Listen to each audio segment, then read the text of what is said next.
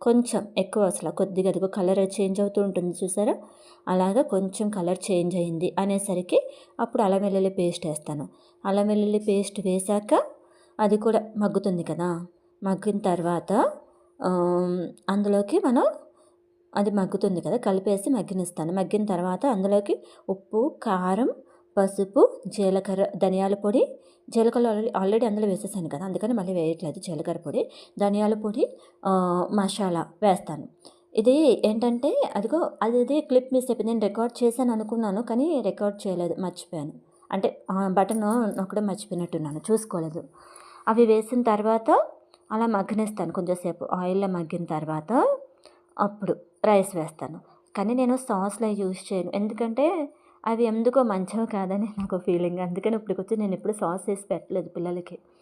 సాస్‌లే use చేసి పెట్టల ఇప్పటికొచ్చి. ఎప్పుడైనా fried rice చేయాలన్నా, నూడిల్స్ చేయాలన్నా కూడా ఇలాగే చేసేస్తాను. మనకి ఇంట్లో ఉన్న వాటితోనే చేసేస్తాను తప్ప సాస్ తేను. సాస్ అసలు వాడను ఇంట్లో. నాకు బాబుకి ఒక్కడికే కాబట్టి అదిగో అంతే. బాబు తింటాడు చికెన్ ఫ్రైడ్ రైస్. పాప చిన్నది. అంటే తనకి మనం పెడితే కొంచెం స్పైసెస్ తక్కువ. 3 ఇయర్స్ పాప తను. అందుకని స్పైసెస్ తక్కువగా వాడతాం. అదిగో అన్నం వేసేసి అలాగా పైన మెత్తగా చేసి వేస్తే బాగుంటుంది కదా అని చేత్తో వేస్తున్నాను అలాగా. ఆహ్, ఇంకొకటి మీకు వెనకాల ఒకటి బోర్డ్ కింద కనిపిస్తుంది చూసారా? అదేంటంటే అది మాకు వినాయకుడిది బొమ్మ ఉంటది ఇంట్లో. గిఫ్ట్ వచ్చింది. గృహప్రవేశం టైంలో గిఫ్ట్‌గా వచ్చింది. అదేం చేశామంటే వెనకాల వైట్ కలర్ వచ్చింది.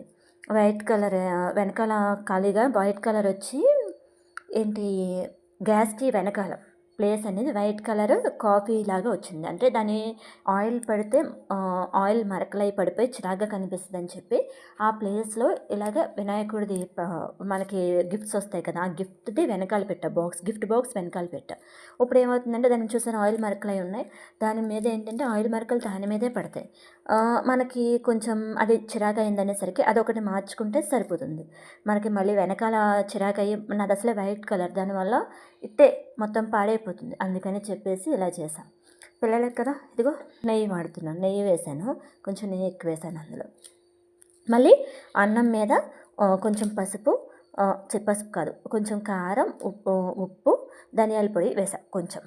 వేసిన తర్వాత కొద్దిగా నెయ్యి ఏసేసి కలిపేసా. కలిపేసిన తర్వాత కొంచెం కొత్తిమీర వేసుకొని దాన్ని కూడా కలిపేసి దింపేస్తాను. దింపేసిన తర్వాత ఏంటంటే కొంచెం చల్లారాక అప్పుడు అందులో కొంచెం నిమ్మకాయ పిండుతాను. నిమ్మకాయ పిండుకుంటే